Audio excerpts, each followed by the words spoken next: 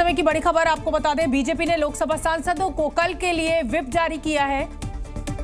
सभी बीजेपी सांसदों के सदन में मौजूद रहने के निर्देश, कल लोकसभा में उपस्थित रहने के निर्देश बीजेपी के द्वारा दिए गए हैं। One nation one election bill लाने की बात हो रही है। जम्मू कश्मीर के मुख्यमंत्री उमर अब्दुल्ला ने ईवीएम पर बयान देकर कांग्रेस की परेशानी बढ़ा दी है। एक न्यूज एजेंसी को दिए इंटरव्यू में उमर अब्दुल्ला ने कहा कि ऐसा नहीं हो सकता कि जब आप चुनाव जीते तो परिणाम स्वीकार कर लें और जब हार जाएं तो ईवीएम पर दोष मढ़ दें। लेकिन INDIA गठबंधन में शामिल उमर अब्दुल्ला के इस बयान ने कांग्रेस को मुसीबत में डाल दिया है। ईवीएम को लेकर उमर अब्दुल्ला की टिप्पणी पर कांग्रेस भड़क गई है और उन पर सत्ता बदलने के बाद रुख परिवर्तन का आरोप लगा दिया है। इस मुद्दे पर जी न्यूज से बातचीत करते हुए कांग्रेस के नेता मणिकम टैगोर ने कहा कि ईवीएम के मुद्दे पर कांग्रेस का स्टैंड बिल्कुल साफ है। उनका स्टेटमेंट अलग है, एनसीपी का अलग स्टैंड है, शिवसेना उद्धव ठाकरे जी का अलग स्टैंड है। वो सारे स्टैंड मिला के वो कांग्रेस का स्टैंड समझ रहे हैं। कांग्रेस का स्टैंड अलग है और हमारा साथियों का स्टैंड अलग है। इस बीच टीएमसी के नेता अभिषेक बैनर्जी ने भी ईवीएम को सही ठहराया। जो लोग ईवीएम पे सवाल उठा रहे हैं, अगर उनके पास कुछ है तो इलेक्शन कमीशन को जाके वो डेमो दिखानी चाहिए। उमर अब्दुल्ला की इस टिप्पणी ने बीजेपी को बैठे बिठाया मुद्दा दे दिया। बीजेपी के नेता दिनेश शर्मा ने दावा किया कि इंडिया गठबंधन के साथी एक एक करके अलग होते जा रहे हैं और कांग्रेस अकेले पड़ गई है।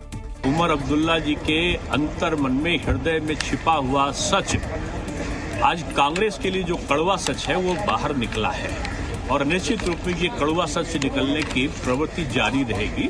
और धारा 370 भी अच्छा था और वो भारत के लिए जरूरी है, ये शब्द भी कभी न कभी उनके मुंह से जरूर निकलेगा। दरअसल हाल ही में कई राज्यों के चुनाव में हार झेलने के बाद कांग्रेस ने ईवीएम का मुद्दा फिर से उठाया था, लेकिन उमर अब्दुल्ला के इस बयान से साफ हो गया कि ईवीएम के मुद्दे पर इंडिया गठबंधन में एक मत नहीं है।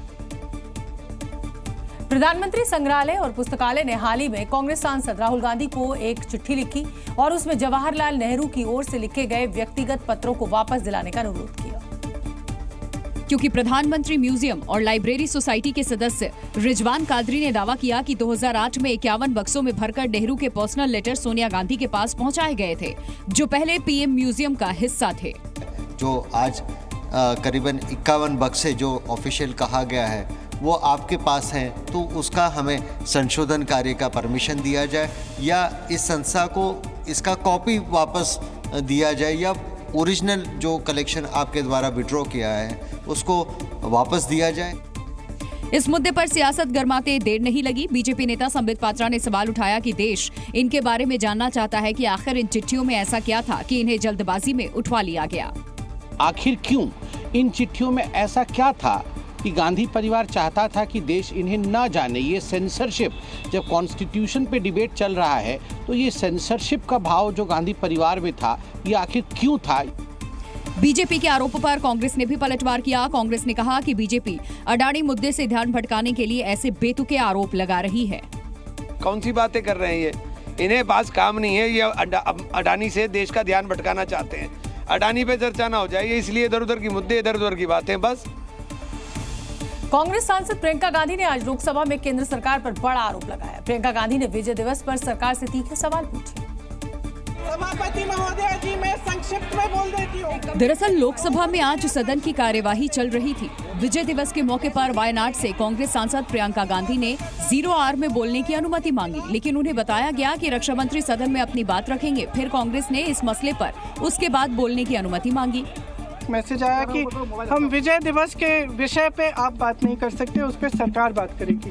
तब तक सरकार को याद नहीं था शायद।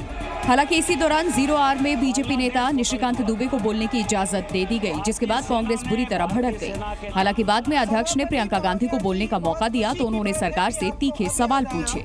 उसके बाद मैंने बोला 2 मिनट के लिए और मैं सिर्फ 2 मुद्दे उठा रही थी। मैं सिर्फ ये कहना चाह रही थी कि हमारी सरकार आवाज़ उठाए, बांग्लादेश की सरकार से बात करे और उनको सुरक्षित रखने का काम करे। सबसे पहला मुद्दा ये था। दूसरा मुद्दा ये था कि आज सेना के हेडक्वार्टर से आज के दिन आप वो तस्वीर उतार रहे हैं जो वहाँ पे इतने समय से टंगी हुई है, जिसमें पाकिस्तान की सेना आत्मसमर्पण कर रही है भारतीय सेना के सामने। आज सेना के हेडक्वार्टर्स में से कांग्रेस सांसद ने इस मुद्दे पर सरकार से जवाब मांगा और पूछा कि आखिर देश को गौरवान्वित करने वाले शहीदों की फोटो विजय दिवस पर क्यों हटाई गई और सरकार इस मुद्दे पर राजनीति क्यों कर रही है।